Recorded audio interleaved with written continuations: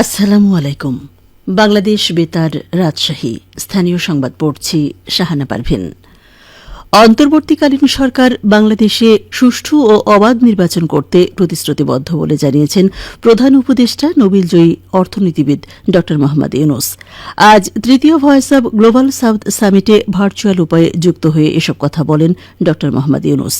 প্রধান উপদেষ্টা জানান, নির্বাচন ব্যবস্থা, বিচার ব্যবস্থা, স্থানীয় সরকার ব্যবস্থা, গণমাধ্যম, অর্থনীতি ও শিক্ষা ব্যবস্থা সংস্কার করা অন্তর্বর্তী সরকারের অন্যতম কাজ। সামিটে ভারতের প্রধানমন্ত্রী নরেন্দ্র মোদীকে বাংলাদেশ সফরের আমন্ত্রণ জানান অন্তর্বর্তী সরকারের প্রধান উপদেষ্টা। এর আগে ভারতের প্রধানমন্ত্রী নরেন্দ্র মোদী ড মোহাম্মদ ইউনূসকে সম্মেলনে যোগদানের আমন্ত্রণ জানান। রাষ্ট্র বা সরকার প্রধান পর্যায়ের এই অধিবেশনটি সঞ্চালনা করেন ভারতের প্রধানমন্ত্রী নরেন্দ্র মোদী। এটি গ্লোবাল সাউথের দেশগুলোকে তাদের দৃষ্টিভঙ্গি এবং অগ্রাধিকারগুলোকে একটি সাধারণ প্ল্যাটফর্মে সম্পূর্ণ পরিসরে ভাগ করার জন্য একত্রিত করার পরিকল্পনার অংশ। অন্তর্বর্তীকালীন সরকারের শপথ নেওয়া নতুন 4 উপদেষ্টার মধ্যে গতকাল দপ্তর বণ্টন করা হয়েছে। পাশাপাশি অন্যান্য উপদেষ্টাদের দপ্তর পুনঃবণ্টন করা হয়েছে। প্রধান উপদেষ্টার কার্যালয় সূত্র গতকাল সন্ধ্যায় এ তথ্য নিশ্চিত করেছে। নতুন উপদেষ্টাদের মধ্যে ওয়াহিদুদ্দিন মাহমুদ পরিকল্পনা মন্ত্রণালয় এবং শিক্ষা মন্ত্রণালয়ের দায়িত্ব পেয়েছেন। আলী ইমাম মজুমদারকে প্রধান উপদেষ্টার কার্যালয়ে সংযুক্ত করা হয়েছে। মোহাম্মদ ফজলুল কবির খান বিদ্যুৎ, জ্বালানি ও খনিজ সম্পদ মন্ত্রণালয়, সড়ক পরিবহন ও সেতু মন্ত্রণালয় ও রেলপথ মন্ত্রণালয় এবং লেফটেন্যান্ট জেনারেল অবসরপ্রাপ্ত জাহাঙ্গীর আলম চৌধুরীকে দেওয়া হয়েছে স্বরাষ্ট্র ও কৃষি মন্ত্রণালয়।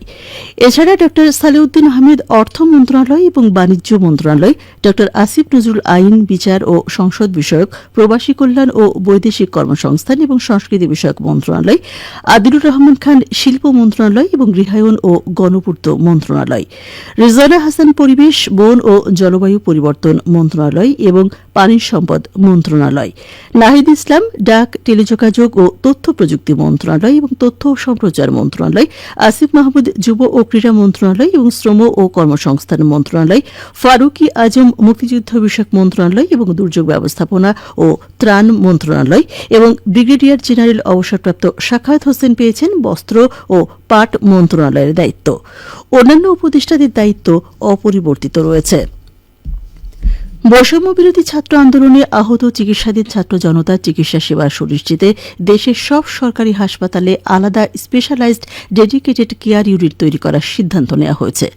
আজ সকালে ঢাকা মেডিকেল কলেজ হাসপাতালে বৈষম্য বিরোধী ছাত্র আন্দোলনে আহত চিকিৎসাধীন ছাত্র জনতার চিকিৎসা সেবা সুনিশ্চিত করার লক্ষ্যে স্বাস্থ্য অধিদপ্তরের সঙ্গে বৈষম্য বিরোধী ছাত্র আন্দোলনের সমন্বয়কদের এক বৈঠকে এই সিদ্ধান্ত নেওয়া হয়।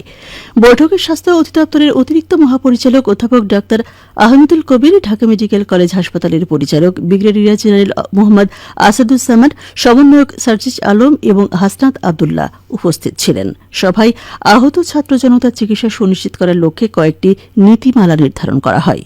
এর মধ্যে রয়েছে আহত ছাত্র জনতা যেহেতু বিভিন্ন ধরনের ইনজুরিতে ভুগছেন এবং তাদের অনেকেরই অস্ত্রোপচার হয়েছে, তাই তাদের অস্ত্রোপচার পরবর্তী সংক্রমণের প্রবল ঝুঁকি রয়েছে। তাই স্পেশালাইজড বিভাগে চিকিৎসক, নার্স এবং রোগীর বৈধ প্রতিনিধি ছাড়া অন্য কাউকেই প্রবেশ না করার জন্য অনুরোধ করা হয়েছে। এসব ইউনিটে সংশ্লিষ্ট হাসপাতালের পরিচালক সার্বক্ষণিক নজরদারি করবেন। আগামীকাল রোববার থেকে দেশের সব শিক্ষা প্রতিষ্ঠান খুলে দিয়ে শ্রেণী কার্যক্রম শুরু করার নির্দেশনা দিয়েছে শিক্ষা মন্ত্রণালয়। মাধ্যমিক ও উচ্চশিক্ষা বিভাগের উপসচিব মোসাম্মদ রহিমা আক্তার স্বাক্ষরিত বিজ্ঞপ্তিতে এ তথ্য জানানো হয়।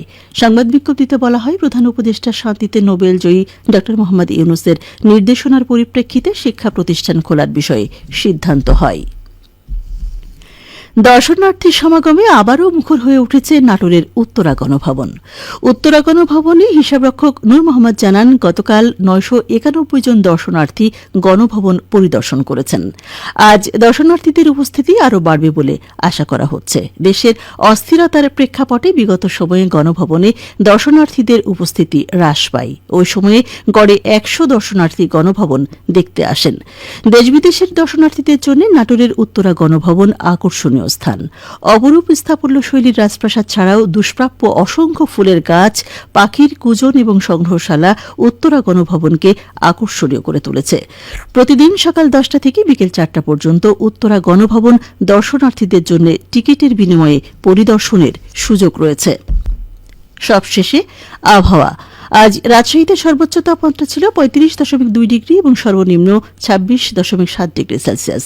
বিকেল 3টায় বাতাসে আপেক্ষিক আর্দ্রতার পরিমাণ ছিল 61%। রাজশাহী ও পার্শ্ববর্তী এলাকায় আজ সূর্যাস্ত সন্ধ্যা 6টা 38 মিনিটে। সংবাদ শেষ হলো। আমাদের পরবর্তী স্থানীয় সংবাদ প্রচারিত হবে সন্ধ্যা 7টায়।